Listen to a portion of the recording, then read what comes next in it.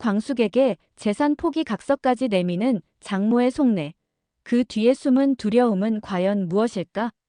한동석은 거실 한복판에서 들려온 말 한마디에 심장이 철렁 내려앉았다. 오늘 이야기가 궁금하시다면 지금 바로 구독과 좋아요 함께 해주세요.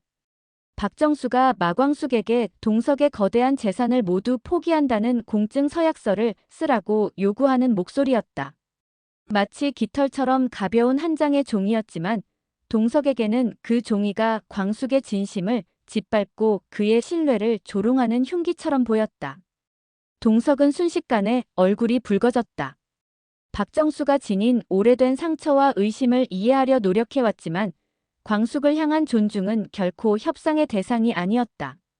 동석은 밀려오는 분노를 누르려 했지만 결국 터져나왔다. 장모님, 이건 도가 지나칩니다. 제 사람을 이렇게 몰아붙이시면 저 역시 더는 침묵할 수 없습니다.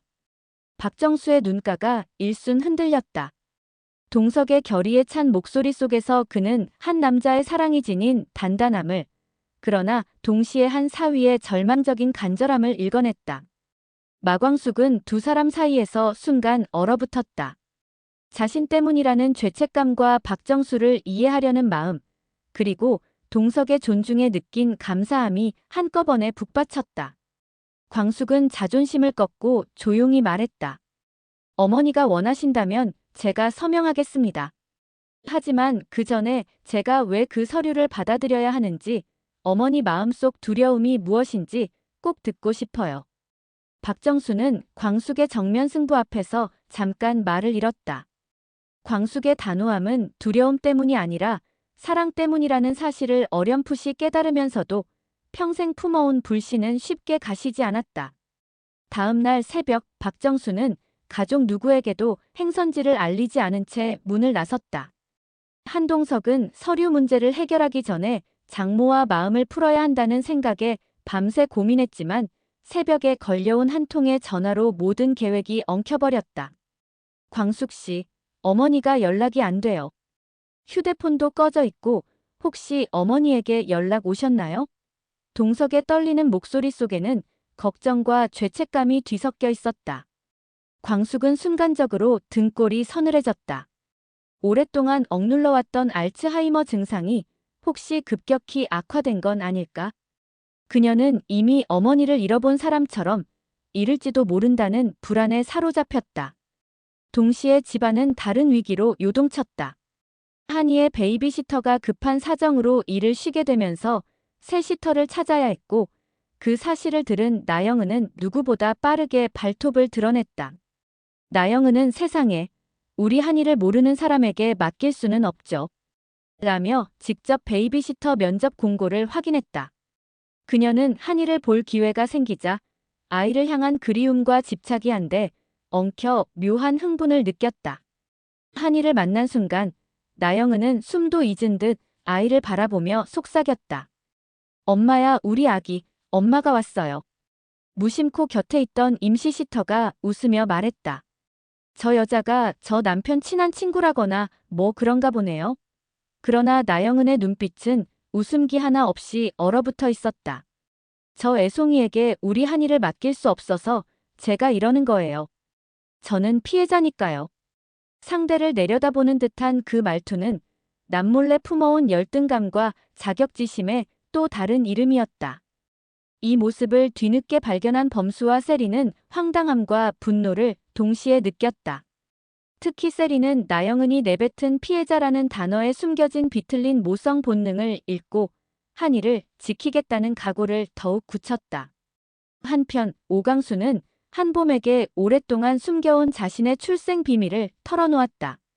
강수는 혈육이 아니라는 사실을 알게 된 뒤 형제들에게조차 제대로 표현하지 못한 불안과 외로움을 한봄 앞에서 처음 꺼냈다. 강수는 처연한 미소로 내가 평생 못 깬 꿈이 하나 있어.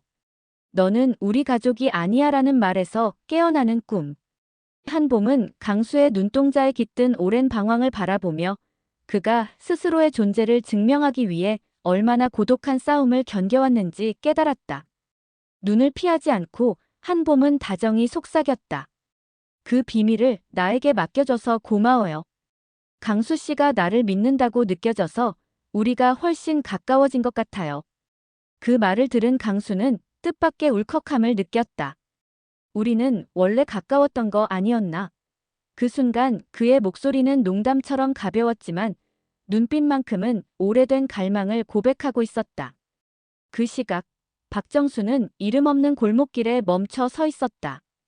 낯익은 간판, 잊힌 듯 남은 향기, 그리고 흐릿한 과거의 웃음소리가 길 위에 겹겹이 쌓여 있었다. 젊은 날의 첫사랑 오창우와 함께 걸었던 장소였다. 자욱한 기억의 안개가 짙게 내려앉자 그녀는 현실의 끈을 놓아버렸다. 시간과 공간이 모두 흐트러진 순간 그녀가 마지막으로 떠올린 이름은 마광숙이었다. 광숙에게 전화를 걸어야겠다고 생각했는지 아니면 이미 걸었는지는 아무도 모른다. 하지만 행인에게 도움을 요청할 힘조차 사라진 박정수의 휴대폰은 마지막 통화 기록에 마광숙이라는 이름만 또렷이 남겨두었다. 동석과 가족들은 발만 동동 굴렀다. 경찰에 실종 신고를 하려는 찰나 광숙의 휴대폰이 울렸다. 여보세요? 낯선 여성의 목소리가 들렸다. 그녀는 길가 벤치에 앉아 울고 있는 중년 여성을 발견했고 알 수 없는 번호로 전화를 걸어달라 했다고 했다. 광숙은 단숨에 박정수임을 직감했다. 어르신, 저예요. 지금 어디 계세요? 하지만 전화기 너머에서 들려오는 잡음 사이로 박정수는 오히려 광숙의 이름을 불확실하게 되뇌었다. 광숙 씨? 여기가 어디인지.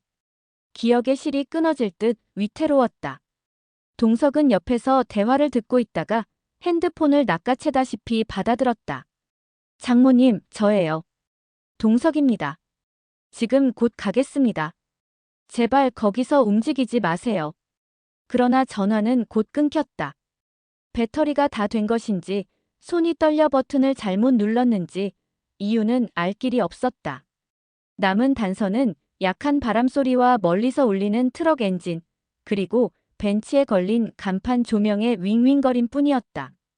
광숙은 박정수가 떠올린 유일한 이름이 자신이라는 사실에 복잡한 감정에 사로잡혔다. 이제 그녀가 박정수를 찾아야만 한다는 책임감과 그 책임이 사랑으로 변해가고 있다는 자각이 마음 깊숙이 파고들었다. 동시에 동석은 장모를 향한 원망과 죄책감, 광숙을 지키겠다는 의지가 엉켜 폭풍처럼 부는 속에서 숨이 가빴다. 박정수가 사라진 동안 재산 포기 공증과 가족의 불신은 더 이상 논의의 대상조차 되지 못했다. 모두의 마음속에는 오직 한 가지, 박정수를 무사히 찾을 수 있을까라는 질문만이 맴돌았다. 그 밤, 범수와 세리는 나영은과의 갈등을 매듭짓기 위해 직접 그녀와 마주하기로 결심했다. 세리는 한이가 두려워할 사람은 절대 우리 곁에 두지 않아요. 라며 차갑게 선을 그었다. 범수는 세리 옆에서 단단히 손을 잡았다. 나영은은 눈길을 돌렸지만 아이를 향한 욕망을 쉽사리 놓지 못했다. 그때 한 통의 메시지가 나영은의 휴대폰에 띄워졌다. 한이의 세시터 면접 결과 오늘 밤 8시 카페 라루체. 나영은의 얼굴에 묘한 미소가 스쳤다. 또 다른 기회가 왔네. 나영은이 중얼거린 그 한마디는 곧 다가올 또 다른 파국의 예고편처럼 서늘했다. 동석과 광숙, 그리고 식구들이 박정수를 찾아 헤매는 동안 서울 변두리의 한 오래된 놀이터에는 고장난 가로등 아래 멈춰 선 뒷모습 하나가 있었다. 길게 늘어뜨린 머리가 바람에 흔들렸고 허름한 벤치 위에 놓인 작은 종이봉투 안에는 재산 포기 각서가 구겨진 채 담겨 있었다. 그 옆에는 한때 사랑을 맹세했던 작은 반지가 조용히 빛나고 있었다. 하지만 그 모습을 발견한 사람이 과연 세상 누구인지, 그리고 그가 박정수에게 내민 손이 구원인지 함정인지 그 진실은 아직 어둠 속에 갇혀 있다. 가족들은 모래 위에서 무언가를 잃어버린 듯 허둥대며 박정수를 찾지만 전화기는 여전히 꺼져 있고 광숙의 심장은 점점 세차게 뛰었다. 과연 박정수는 과거의 기억에서 돌아올 수 있을까? 그리고 재산 포기 각서보다 더 무거운 믿음의 서약서를 쓰게 될 사람은 누구일까? 결국 새벽이 밝아올 즈음 허공에 울린 한 통의 알 수 없는 전화벨 그 구원의 신호인지 또 다른 시련의 서막일지는 아직 아무도 모른다.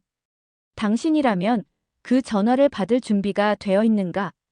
오늘 이야기 어떠셨어요? 여러분 생각도 궁금해지는데요. 댓글로 남겨주세요. 구독과 좋아요는 저희 채널에 큰 힘이 됩니다. 재밌게 보셨다면 살포시 눌러주세요. 함께 해주셔서 감사합니다.